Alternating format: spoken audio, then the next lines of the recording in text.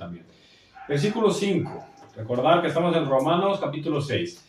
Porque si fuimos plantados juntamente con Él en la semejanza de su muerte, así también lo seremos en la de su resurrección. Sabiendo esto, que nuestro viejo hombre fue crucificado juntamente con Él, para que el cuerpo del pecado sea destruido, a fin de que no sirvamos más al pecado.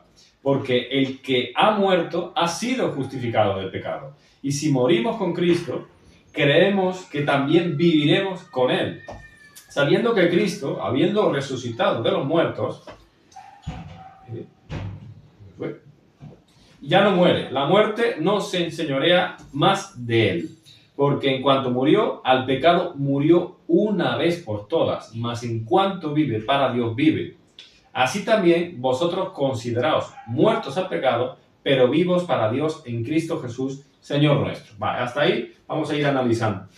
Continúa la idea que antes habíamos terminado en el versículo 4. Dice, si fuimos plantados juntamente con Él en la semejanza de su muerte, así también lo seremos en la de su resurrección. Igual que hemos sido parte de su muerte al pecado, o a través de su muerte el pecado fue quebrado, así también luego de esa vida de muerte no se queda ahí la cosa, sino que hay una resurrección. Jesucristo resucitó y si nosotros nos alineamos con Él, también resucitaremos en los días postreros. Dice, sabiendo esto, versículo 6, que nuestro viejo hombre fue crucificado juntamente con Él. Punto muy importante, para que el cuerpo del pecado sea destruido, a fin de que no sirvamos más al pecado. Esta sería una declaración para cuando, yo les recomiendo cuando alguien esté a lo mejor en una situación complicada. Esto está escrito, la Biblia está escrito, podemos ir a esta palabra, podemos ir a este versículo, cuando seamos tentados, cuando pensamos que no tenemos fuerza. Esto ya ha sido hecho, ya ha sido declarado y Dios no es un Dios para que mienta. Sabiendo esto, que nuestro viejo hombre fue crucificado, si hemos reconocido a Jesucristo como nuestro Señor y Salvador, esta palabra es para todos nosotros, no tiene por qué poder conocernos el pecado. No significa que no esté ahí, la tentación está ahí, la piedra de tropiezo está ahí, el mal existe, pero ya el precio fue pagado en la cruz del Calvario.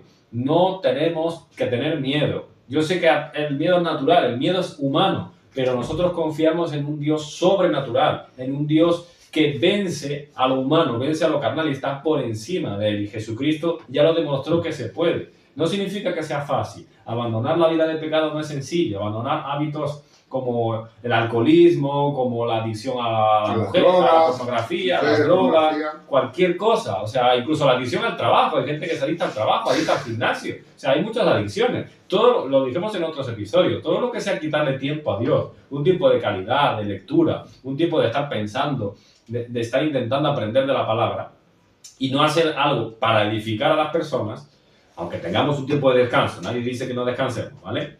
Pero es un tiempo que Dios es celoso y Dios te va a reclamar. Te obsesiona, nos obsesionamos a veces con ciertas cosas y a veces vemos solo cuando algo es muy grave, como lo típico, ¿no? El alcoholismo, la pornografía, esas cosas, pero también hay otras obsesiones. La obsesión al trabajo también existe. Hay gente que tiene que estar en la oficina. Si no está en la oficina, llega a casa y se le cae el mundo encima. Debería estar agradecido de poder regresar a casa y salir a lo mejor, o quedarse en casa leyendo la palabra, por ejemplo. Entonces significa que tenemos que tener cuidado con eso, ¿vale? Esa parte. Y tenemos que recordar este versículo. Ya fue crucificado Jesucristo por nosotros, pagó un precio por nosotros. Cada vez que nosotros nos abandonamos al miedo, de alguna forma lo que estamos haciendo es anular lo que Jesucristo hizo por nosotros. Como también tratamos en el programa pasado, Jesucristo, que es nuestro gran abogado, nosotros nos metemos debajo de la cama, como quien dice, nos dejamos ser presa por el miedo y entonces al final, ya que puede hacer Jesucristo, si nosotros nos golpeamos, si nosotros no reconocemos y no nos acordamos de que ya ha pagado ese precio, para que el cuerpo del pecado sea destruido. Con lo cual, ¿qué nos puede preocupar ya? A fin, por cierto, dice la última parte, a fin de que no sirvamos más al pecado. Con lo cual, aquí tenemos que reconocer, tenemos que hacernos memoria de este pasaje, pues es una recomendación que yo hacía, porque si ya alguien pagó un precio, ¿qué hacemos nosotros masoquistamente sirviendo al pecado? Cuando tenemos un plato de comida en condiciones para comer y nosotros decidimos pues, comer porquería del suelo.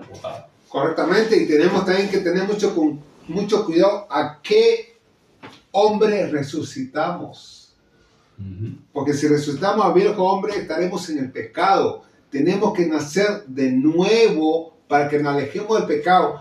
Y no te olvides, David, que cuando Jesucristo murió, morimos nosotros juntamente con Él para matar el pecado, para poder resucitar en la vida de Dios. A veces no entendemos eso, creemos que nosotros podemos seguir pecando, Dios nos va a seguir perdonando, que la gracia va a estar con nosotros eternamente. Pero hay algo muy importante que quiero que entiendas hoy, que la consecuencia, que toda acción tiene una consecuencia. Y es muy importante tenerlo bien claro para que tú el día de mañana, cuando no le pidas sabiduría a Dios, porque a veces nos sucede, cuando confiamos en nosotros mismos, cuando no le pedimos discernimiento, cuando nos enfocamos en cosas que no son de Dios, pues esa es la palabra. Ponle en primer lugar primero a Dios, que lo demás vendrá por añadidura. A veces esa ecuación la hacemos al revés. Primero buscamos las cosas del mundo para luego buscar a Dios. Y yo te puedo garantizar que el 99.9% de las cosas te va a salir mal a la hora de elegir pareja. Si buscas pareja en el mundo, si no está alineada a la voluntad de Dios, va a haber constante pelea. Si no se edifica sobre roca, la casa se derrumba. La palabra es clara. Si tu trabajo no se edifica bajo la bendición de Dios o está alineado bajo la voluntad de Dios, el trabajo se derrumbará, porque todo tiene que estar sostenido sobre la roca, lo que es Jesucristo, la fuente eterna de salvación. Tenemos que ir todos los días. Si dejamos que resucite el viejo hombre, siempre apuntará hacia tu destrucción. Eso quiero que me entienda toda la gente que me está escuchando, toda la familia que me está escuchando. Tú resucitas al viejo hombre, el viejo hombre siempre querrá destruirte.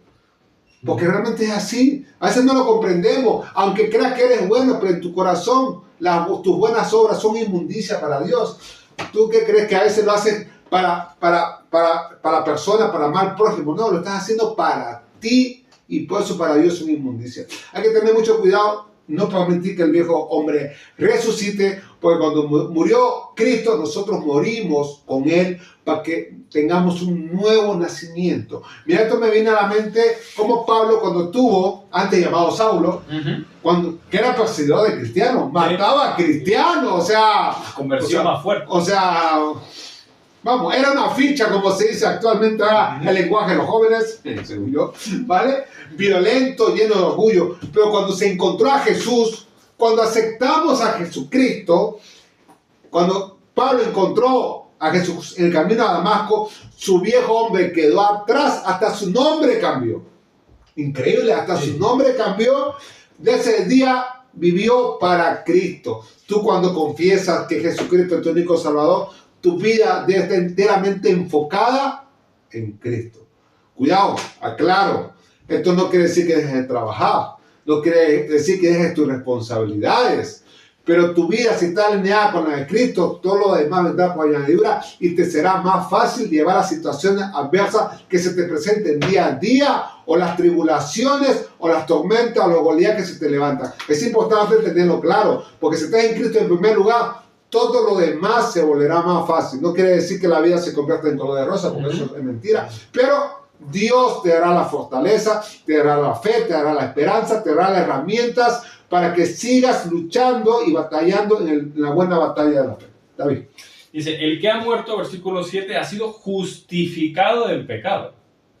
Punto muy importante. Se justifica del pecado aquella persona que decidió morir junto con Cristo a través del bautismo que decíamos antes. Si no morimos con Cristo, también hay una consecuencia. Perdón, si morimos con Cristo, creemos que también viviremos con Él. Después de la muerte viene la vida nueva en Cristo. Sabiendo que Cristo, habiendo resucitado de los muertos, ya no muere. Después de la resurrección, vive para siempre, vive eternamente. Murió una sola vez, eso lo leíamos también en Apocalipsis, capítulo 2, cuando hace el mensaje a las iglesias. Luego de que mueres por primera vez, hay una segunda posibilidad, porque todos vamos a morir por primera vez. La posibilidad de una muerte segunda o la posibilidad de la resurrección.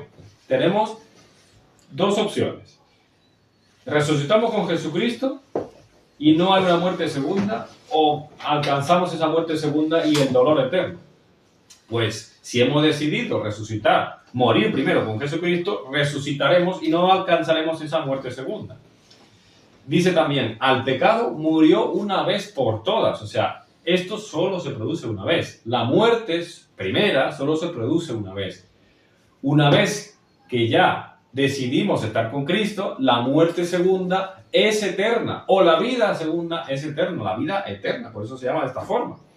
Mas en cuanto vive, dice el versículo 10, para Dios vive. Versículo 11, así también vosotros consideraos muertos al pecado, pero vivos para Dios en Cristo Jesús, Señor nuestro. El que ha muerto al pecado, todos los que decimos que hemos muerto al pecado, somos vivos para Dios. Y tenemos la promesa, como dice en otros pasajes, como he dicho en Apocalipsis, de que vamos a resucitar juntamente con Él y que vamos a no tener que pasar por la muerte eterna, la muerte segunda, allá en el infierno. Es una muerte y un lloro y un crujir de dientes que yo creo que a nadie le puede apetecer eso. En cambio, adquiriremos la vida eterna. Creo que la recompensa, como siempre decimos, es suficientemente golosa, suficientemente importante como para no rechazarla el plato. Mira, esto se resume con Pablo, o sea, la vivencia de Pablo, que cuando se encontró, hubo un antes y un después. Cristo fue la cruz, antes Pablo era un desastre, era un perseguidor de cristianos y todo lo malo que te puedas imaginar, ¿vale? Luego, la cruz, conocimos a Cristo, aceptamos y hay una bendición después de la cruz. La cruz es lo que determina. La cruz, mira hacia la cruz, nunca pierda de vista la cruz, ese sacrificio que hizo Jesucristo por nosotros, porque la cruz determina si estás en la muerte eterna o en la vida eterna. Y tenemos que tener claro eso, porque el momento que Pablo tuvo un encuentro real con Jesucristo en camino a Damasco correctamente, cambió su vida. Tú cuando realmente tienes un encuentro real con Jesucristo, tu vida sí o sí, con mayúsculas, sí o sí, tiene que cambiar para bien. Porque es imposible que tú tengas un encuentro con Jesucristo y tu vida no vaya para bien. Amén. Tiene que haber ese encuentro, tiene que haber esos frutos del Espíritu Santo, tiene que haber ese amor a Dios, ese desvivir por Dios, porque lo amas y estás agradecido de todo lo malo de donde te sacó, porque mató a aquel viejo hombre que solamente te traía destrucción a ti y a tu familia.